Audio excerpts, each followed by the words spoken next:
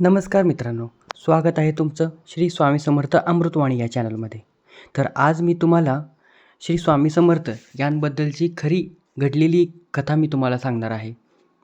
तर तुम्ही चॅनलला फॉलो केलं नसेल, सबस्क्राईब केलं नसेल तर नक्की सबस्क्राईब करून घ्या.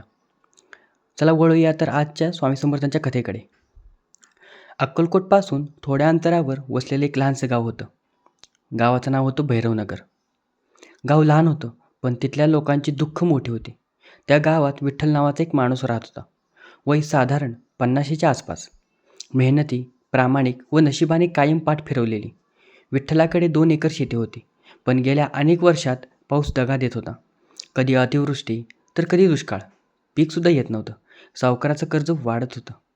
बायको पार्वती सतत आजारी. औषधासाठी पैसे नव्हते.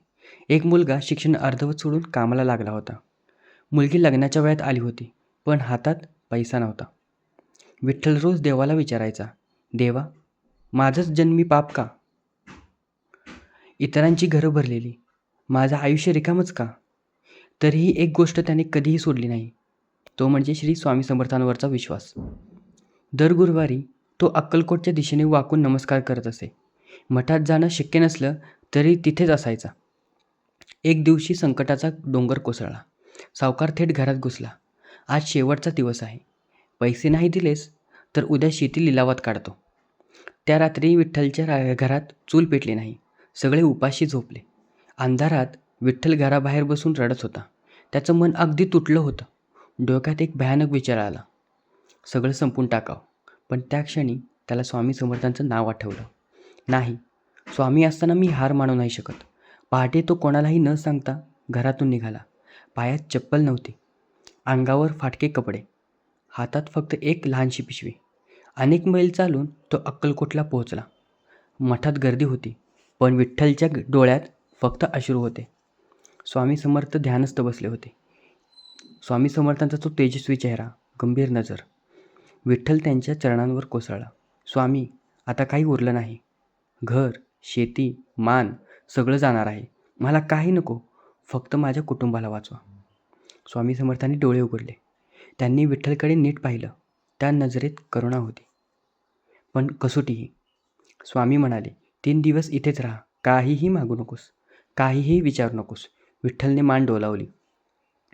3 दिवस तो मठात राहिला. उपाशी, तहानलेला. स्वामी समर्थ काहीच बोलले नाहीत. 4थ्या दिवशी विठ्ठलच्या मनात शंका आली. स्वामींनी मला विसरलं का? तेवढ्यात स्वामी समर्थ उठले आणि म्हणाले, जा, तुझ्या गावाकडे परत जा. रस्त्यात जे दिसेल त्याच्यावर विश्वास ठेव. एवढंच सांगून त्याने डोळे मिटले. विठ्ठल गोंधळला, पण विश्वास ठेवून तो परत निघाला. गावाजवळ येताच त्याने पाहिलं, लोक गर्दी करून उभे होते. त्याच्या घराजवळ धूळ उठत होता. विठ्ठल घाबरला. देवा, उशीर झाला. तो धावत गेला, पण दृश्य वेगळंच होतं. त्याच्या घरामागच्या जुन्या विहिरीतून अचानक पाणी वर येऊ लागलं होतं. वर्षानुवर्षे कोरडी असलेली विहीर भरून वाहत होती. गावकरी आश्चर्याने पाहत होते. इतक्यात गावचे अधिकारी आले. त्यांनी तपासणी केली. इथे भूगर्भातून पाण्याचा मोठा स्रोत आहे. काही दिवसात सरकारी योजना आली. विहिरीभोवती संरक्षण भिंत, पंप बसवण्यात आला. शेतीला कायमस्वरूपी पाणी मिळालं. पण चमत्कार असून बाकी होता. सावकार स्वतः विठ्ठलकडे आला. तुझं कर्ज सरकारच्या योजनेत माफ झालं आहे. विठ्ठल जमिनीवर बसला. त्याच्या तोंडातून शब्द फुटत नव्हते. काही महिन्यातच त्याचं शेत हिरवं झालं. पीकसुद्धा आलं. मुलीचं लग्न सन्मानाने झालं. बायकोची तब्येत सुधारली. विठ्ठल पुन्हा अक्कलकोटला गेला. त्यावेळी तो रडत नव्हता. डोळ्यात कृतज्ञता होती. स्वामी, तुम्ही सगळं बदलून टाकलंत. स्वामी समर्थ हसले. मी काहीच केलं नाही. तुझा विश्वास शेवटपर्यंत जिवंत होता, म्हणून कृपा उतरली. विठ्ठल म्हणाला, इतका उशीर का झाला स्वामी? स्वामी समर्थ गंभीर झाले. कारण जे लवकर मिळतं ते संपतं, आणि जे उशिरा मिळतं ते आयुष्य बदलतं. त्या दिवसापासून विठ्ठल रोज म्हणायचा, स्वामी परीक्षा घेतात, पण भक्ताला कधी सोडत नाहीत.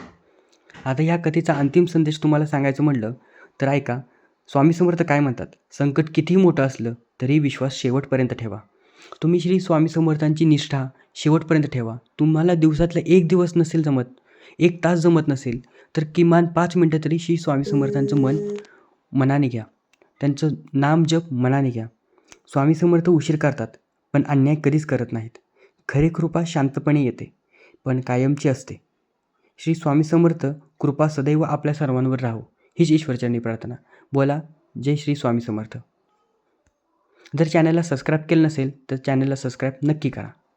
अजून नवनवीन कथा ऐकण्यासाठी चॅनलला नक्की फॉलो करून ठेवा.